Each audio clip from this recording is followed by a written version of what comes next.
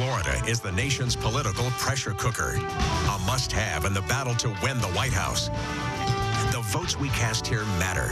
The decisions we make count. Now, from the News Center, it's Decision 2012, Battleground Florida. Good morning, I'm Cate. Thanks for joining us. It's going to be here before you know it. 106 days from now, on Tuesday, November 6th, 2012, you will pick the next president of the United States. Will it be the incumbent, Democrat Barack Obama, or the Republican challenger, Mitt Romney? The polls are now coming in fast and furious, and they all seem to indicate this is going to be a tight race. This morning, we'll focus on one of our own. News Channel 8 partnered with Survey USA to question 800 Floridians to get their opinion on the race, and here are the results. When we asked about the presidential contest, 43% say they will support Mitt Romney. 48% tell us they will continue to back President Barack Obama. And while things may look good for the president in Florida today, Republicans are counting on a big bump for their candidate next month when the Republican National Convention begins in Tampa. Last week was move-in day for the RNC at the Tampa Bay Times Forum. A lot of work needs to be done between now and the time thousands of delegates and dignitaries arrive for what will be the Republican Party's 40th presidential nominating convention. Today, the Tampa Bay Times Forum looks and sounds like a construction zone, for good reason. We're officially moving in today, the site of our national convention, and I got to tell you, we couldn't be more excited to do that. This is day one of a 40 days and 40 nights transformation. The Republican National Committee has budgeted $20 million for this convention, much of it to be spent on renovations such as better acoustics, additional electrical capacity, and expanded wireless communication. We're told it will require at least 50,000 man-hours to pull that off, a massive job creator for hundreds of local carpenters, electricians, and general laborers. One of the biggest changes we can see today has to do with remodeling the hospitality suites, removing the fine wooden doors, taking out a lot of the fancy leather chairs. You can see the fine wooden doors here. They'll be placed in storage, and even on the ground floor, they're taking this plyboard and placing it down. They'll cover this with carpet to make sure that all of this area is protected as best as possible. We're talking about a home here for some 15,000 credentialed media. RNC Chairman Ryan Priebus assures us this special attention to detail will extend to the greater Tampa Bay community. We're your guests. We're honored to be here, and we're going to be respectful of your great city and your great area here in Tampa Bay. Of course, this news conference about renovations could not go without a few political digs. Chairman Priebus saying the convention will give a bump to the GOP and their nominee, Mitt Romney. And an eventual winner that we believe is going to help save this country from a president that, while in love with the sound of his own voice, hasn't been in love with following through on the promises that he made to the American people. Joining me this morning is our News Channel 8 political analyst, Dr. Susan MacManus, the distinguished University of South Florida professor. Thanks for being with us this morning. Thank you. You know, here we have the polls that have the president leading in the state of Florida. I'm curious how you see this playing out in the weeks before the convention and then soon after. Will there be that bump, and how do you see it progressing? Well, one thing we've seen for sure already is that the polls flip-flop. One week Romney's ahead, the next week Obama's ahead. But all these polls are within margin of error, so that's why everybody says that Florida is a dead heat, even upstate. They're going to change, you know, back and forth a little bit depending upon candidate visits. They matter a lot. When a presidential candidate comes, you can see a little bump in the polls for them depending upon what parts of the state they go to. And when the issues change and when the ads change, so you'll see a little bit of back and forth. But of course, the Republicans are very, very hopeful that they will get that traditional 5 to 6 point bump. Is that what it is, 5 to 6 points? Yes. How do you see this convention going? I mean, what are you looking for at the Republican National Convention? Well, of course, everyone's looking on the messages and how the presidential candidates deliver. Romney, of course, has a big sell job to do. He's the challenger. He's running against a person that made history just 4 years prior. I think that the Republicans will be stressing a lot of the diversity of their party, and in that case you'll see a lot of Florida Republicans, perhaps Marco Rubio, well for sure Marco Rubio and Ileana Ros-Lehtinen for the Latino vote. You'll have perhaps Jennifer Carroll and Pam Bondi. So they're going to put a more diverse face on television for their party. And that's made possible by having it in a state like Florida, because Florida Republicans are more diverse than are Republicans elsewhere. You know, not too long ago, I spoke with really the ultimate political insider, George Will, about the upcoming Republican convention. The Pulitzer Prize-winning columnist had plenty to say when he's talking about his conventions that he's been to in the past. He believes they may not be as relevant as they were in years past. This is my 11th presidential campaign since I went to Washington, and I've been to some exciting ones.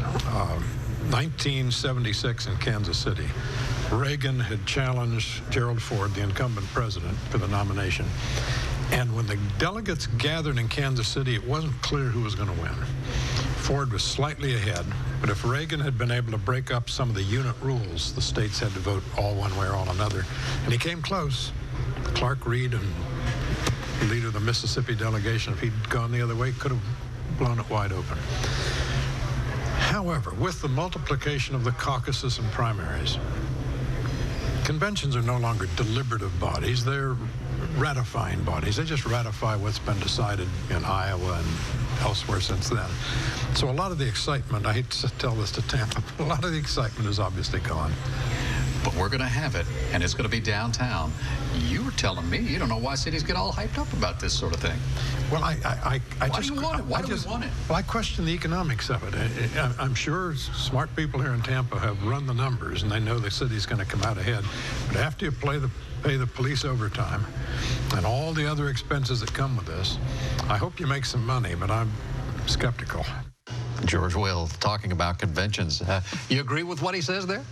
I think conventions are very different. It's no longer the situation where it's unknown who's going to be, first of all, the presidential nominee, and secondly, the vice presidential selection, unless he wants to wait that long to announce his VP. They're all about really energizing people that have to go back home and do all of the phone calls and all the begging of neighbors to get out to the polls and all the registering of voters. They're also about rewarding big donors. And they're also about, you know, encouraging the elected officials who represent their party and are running for office back home again to be able to get their point out to the delegation from their state. So it's really much more about the campaign to come, the mobilization. That's what it's about. All right, Dr. MacManus. Still to come this morning, he is the host of NBC's Meet the Press and one of the nation's top political journalists. Coming up, I sit down with David Gregory in his Washington studio to talk Florida politics. Stay with us. How many producers and research? What is it?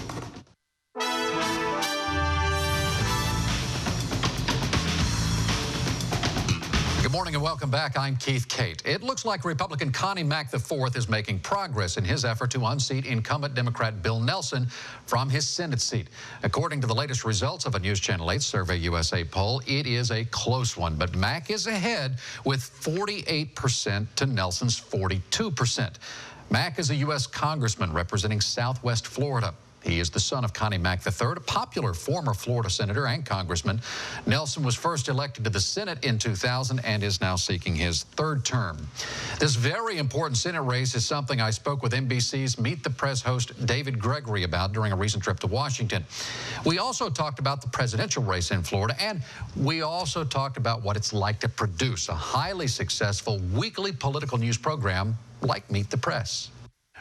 I know we want to get to this presidential race and what it means to Florida, but first I think our viewers would like to know what it takes to put on a news program such as Meet the Press. I mean, how many producers, the research, what does it take to make this show happen? Well, I think the primary thing that we're aiming for is something that you can't find anywhere else. You know, to have an in-depth discussion, a thoughtful discussion over the course of the hour, to sort of separate ourselves from the rest of the pack with the analysis and the kind of questions that we're asking. So we spend a lot of time both booking the program, trying to get the right guests on, and then thinking about how to advance the discussion, to make news, to push the guests, you know, beyond where they necessarily would like to go, you know, and to get them on the record on some of the big issues that are going to be important in the campaign, or at least, you know, to get to something real. You know, any politician will come to a program like this with their talking points, the things that they want to say, you know, and I'm trying to push them beyond that to sort of get to some of the questions that I think people really want to answer. It's challenging. It's fun for us at home them to watch. But let's talk about this presidential race, and specifically Florida, because Florida is a battleground state, and the polls are showing these guys,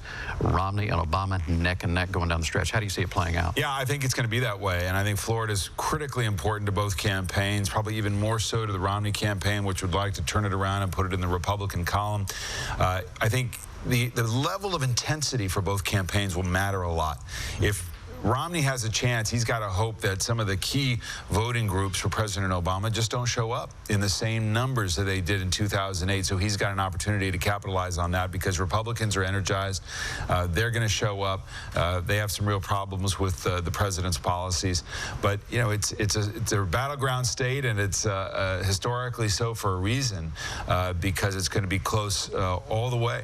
And it's not just a presidential race. We're looking at Senator Bill Nelson, who's getting quite the challenge from the eventual winner, perhaps. At least the polls indicate that Connie Mack will win the Republican nomination. How do you see this race playing out down the road, and what impact will it have on the national race? Well, certainly the composition of the Senate and the House becomes very important as you look ahead to what happens after the election, the fight over taxes, the fight over entitlement spending, the federal debt. So that's going to be a very important part of the equation. Unlike a midterm race, here you've got the presidential race at the top of the ticket. So there's the good and the bad with that. You know, if you're a Democrat, you're going to get the Obama vote out. That probably is going to help you, but you're also going to be up against a pretty energized Republican electorate as well. So you're going to have everybody totally engaged, and you know, both sides are going to be counting on that for their own reasons. And when you look at the state of Florida, as you well know, it's so evenly split when it comes to Republicans and Democrats. They're in their camps, and you mention it on Meet the Press often. The independent vote really is going to come down to that. Well, it will. And the independents are ones that voted for President Obama when he was Senator Obama, candidate Obama in 2008, and there he's going to have a tough sell. You know, these are voters who we look at in the polling at whether people think the country's going in the right or wrong direction. The answer to that question is a big bellwether for where the independent vote is. So right now, you have to think that the president's in some trouble. This is where he's really going to try to build up the attack against Romney, define him as sort of an implausible alternative on the economy, all with that idea of making that pitch to independent voters. Who's got the vision to turn the economy around? And that's where the contest will be won. And that's why Florida, like other battleground states, will be heavily dependent on how both these candidates perform in the presidential debates or right before the election. And a lot of people will be looking in and making their minds up. And we'll all be watching you. Thank you. NBC. Appreciate it. It's a Thanks pleasure. for coming. Nice to see you again, David. Okay. Again, my thanks to David Gregory for the invitation to meet the press. You know, the president was in Florida on Friday. Mitt Romney is scheduled to be in Tampa on Monday. What is the message that seems to resonate the best at this point in the race for both camps? Each of these candidates has to convince Floridians that they can fix the economy. Florida's lagging behind the rest of the country in economic recovery. We still have a higher unemployment rate than the nation at large. Floridians want to be assured that the next president, whether it's the incumbent or the challenger, can improve this state's economy. We're in a real doldrums right now. What's the difference do you see in this race this time around compared with the race in 2008? Money, technology, and the start time. This race has been ongoing for almost feels like years. And way back in December there was a poll taken, and most people said then they wished it were over, but it's not. The #1 market for ads is right here in Tampa. More ads have been run on television in Tampa than any other market in Florida. Nationally, already $1 billion has been spent. Now there are estimates that this whole race is going to cost $3 billion. Why? Because of the super PACs and all the money they're pouring into television ads and all the new technology that makes a lot of the targeting of voters possible, like, you know, figuring out who to call, what message to run, how to design an ad. I wanted to ask you about your take on the Connie Mack, Bill Nelson situation. I mean, here you have Bill Nelson. He has the money, he has the tenure, has the name recognition, and yet he's facing quite the challenge from Connie Mack. What do you think? I think this is where you see the effectiveness of a lot of the ads that have been run by the super PAC against Bill Nelson. On behalf of Connie Mack. Well, you know, they can't go for a candidate. There can't be coordination, but it's certainly an attack ad against Bill Nelson, creating doubts about him, and there's been millions poured into that so far. Well, if you're a Democrat and you like Bill Nelson, he's sitting on, about 10 million, and he hasn't started running ads yet. So these polls are likely, just like the presidential race, to flip back and forth. And we'll see what happens after August, what Bill Nelson does then. Right. All right, Dr. Susan MacManus, stay right there, because when we come back, what are the issues people in Florida are most interested in this election year? You're going to find out coming up after the break, and Dr. MacManus is going to have her response to it. Stay with us.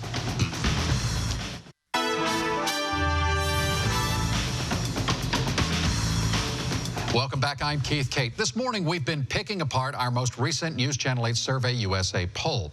When it comes to the most important issues, here's how things break down according to those who responded to our questions. No big surprise. By far, the most important concern is about the economy. 67% telling us the economy is still their #1 concern.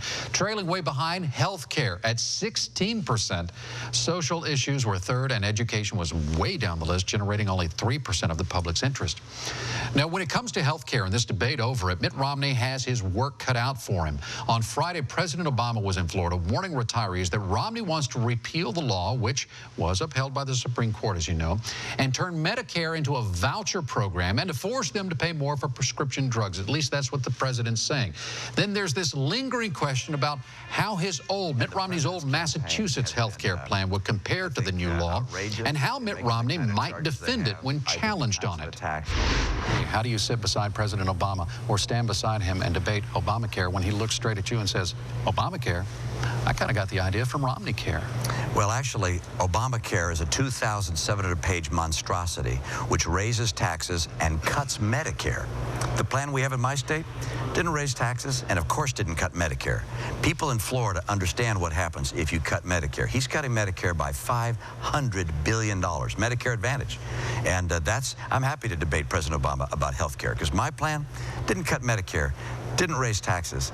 His plan did both. And Dr. Susan MacManus, how is Mitt Romney doing on his message when it comes to health care? Well, he's continued to emphasize the fact that it is a tax, which, of course, the Supreme Court ruled that it was, though narrowly. They did rule it was a tax. And he's also now linked it to the rising cost of it, which is contributing to the national debt, both viewpoints that resonate with older seniors.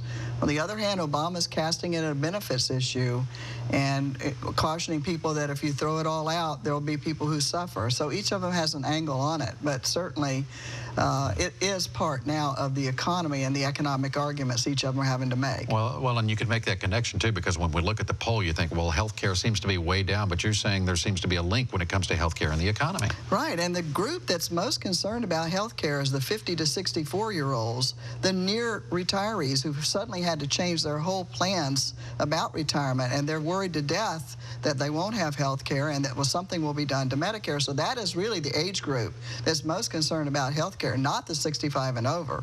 Interesting. Dr. Susan MacManus, stay right there, and you stay with us as well. We'll be right back with some final thoughts after this.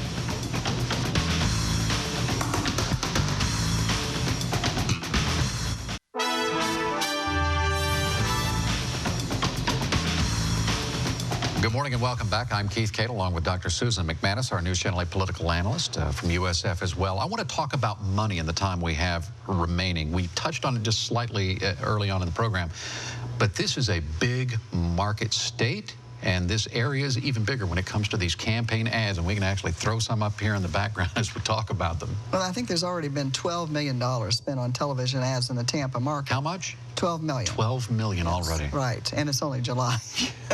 But the bottom line is this is the largest media market in all of Florida. People think Miami, but no. Miami plus Palm Beach is only 30% of the registered voters. The Tampa market itself is 25%. 1/4 of all the voters live in this media market. It's the most evenly split between Democrats and Republicans, equal percentages. So for that reason, we're going to continue to see the presidential candidates here a lot, and the ads just coming on television one right after another between now and November. They're clearly nonstop, and I wonder if there's a point where you start to tune out. But these campaigns are experienced when it comes to maintaining a good focus for us, because just as soon as you have one memorized, they have another attack coming, and it's going to keep coming. Absolutely, and we see that one of the differences between now and 08 was that they can create a new ad almost overnight. And the super PACs, of And the course, playing super big PACs are just role. spending mega millions, and they're unrestricted in how much they can spend. And one other thing about this market, which is really fascinating, is the fact that this market has a large percentage of independent voters. Yeah. Let me stop you, because I want to go to the independent voter. We're running out of time. How key is that going to be coming down the stretch when we look at our poll numbers, our survey? Well, right now, only 5% of Floridians say that they don't know who they're going to vote for. But among independents, it's 10%. So twice as many independents do not know who they're going to vote for yet. So the swing voters in the swing part of the swing state, we're sitting right there. Man, all that money in just a fraction. Dr. Susan MacManus, as always, I thank you for being here, and I thank you at home for watching as well. Meet the Press is coming your way next. Have a great Sunday. We'll see you next time.